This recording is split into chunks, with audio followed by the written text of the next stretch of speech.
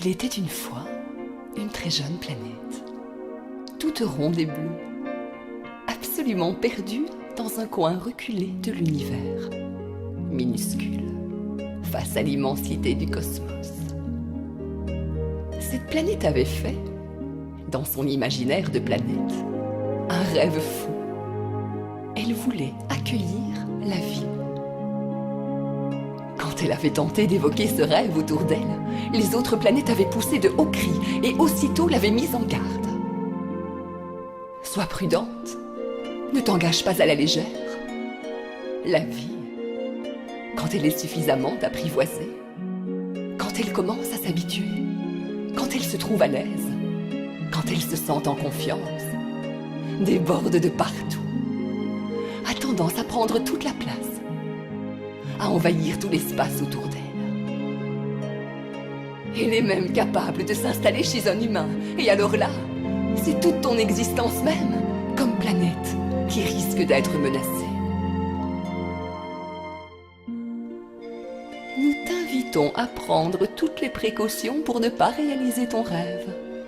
Tu peux le garder et le laisser à l'état de rêve, mais vraiment, surtout ne l'inscris pas dans ta réalité. C'était mal connaître la petite planète que de l'inviter à renoncer à son rêve.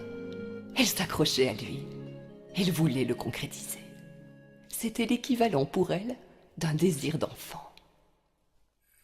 De très vieilles planètes, qui furent mises au courant de ce qu'elles considéraient comme une folie, hochèrent tristement la tête et confirmèrent douloureusement ce que d'autres avaient dit.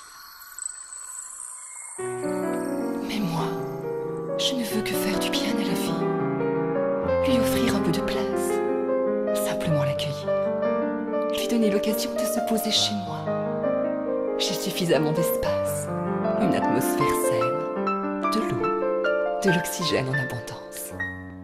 Je suis baignée plusieurs heures par jour par les rayons généreux du soleil. On ne devrait pas se gêner mutuellement. D'ailleurs, j'ai commencé à lui préparer un berceau d'humus, à rassembler quelques éléments qui devraient faire plaisir à la vie.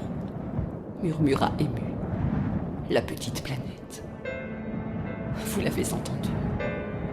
Je vous parle d'un temps très lointain où la vie qui, contrairement à ce que l'on pourrait croire, n'était pas très recherchée dans ce coin de l'univers, attendait désespérément depuis des milliards d'années de trouver un endroit qui accepterait de l'héberger, simplement pour se reposer, s'épanouir aussi.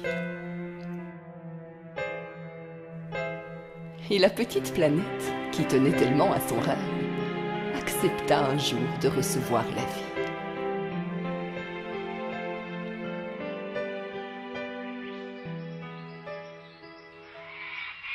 Ne croyez pas que cela se fit d'un seul coup, brutalement. Oh non. Cela commença par des choses minuscules, microscopiques, invisibles, parcellaires, de façon qui aurait pu paraître, à un œil non averti, un peu désordonnée. La gestion de la vie sur Terre, vous avais-je dit que la petite planète bleue s'appelait la Terre, dura plusieurs autres milliards d'années. La Terre vit avec surprise, et plaisir aussi, que la vie se développait sous des formes incroyablement diverses. Elle vibrait de partout, s'insérait subtilement dans le minéral, resplendissait dans le végétal, profilerait dans l'animal et un jour dynamisa ce qui allait devenir un être humain. À partir de là, quelque chose s'accéléra. Quelque chose de plus s'incarna, ayant quelques centaines de milliers d'années seulement. Un homme accéda à la station lunaire, inventa des outils dont certains devinrent des armes. Puis la vie sous la forme des humains se lança à la conquête de la Terre. Elle l'exploita, la violenta un peu, tenta de lui apporter de nombreuses modifications dans le souci de l'améliorer, mais surtout de la rendre plus rentable. Plus rentable veut dire extraire de quelque chose ou de quelqu'un le maximum d'avantages et de profit, sans se soucier des conséquences, des blessures affligées, des dommages irrémédiables, Des violences visibles et d'autres plus invisibles et peut-être plus terrifiantes. Sans surtout penser à l'avenir. La planète Terre était de bonne composition. Elle s'adapta dans un premier temps, résista un peu dans un second temps, tenta de négocier par la médiation de vieux sages, mais garda longtemps l'illusion que les hommes allaient l'aimer, lui être reconnaissant de les avoir accueillis, protégés dans l'enfance de l'humanité.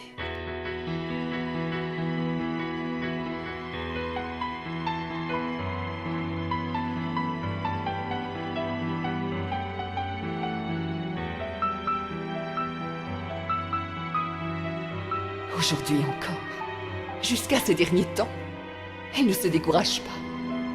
Elle cherche des alliés, sa génie à ouvrir, à révéler des consciences, à envoyer des signaux d'urgence.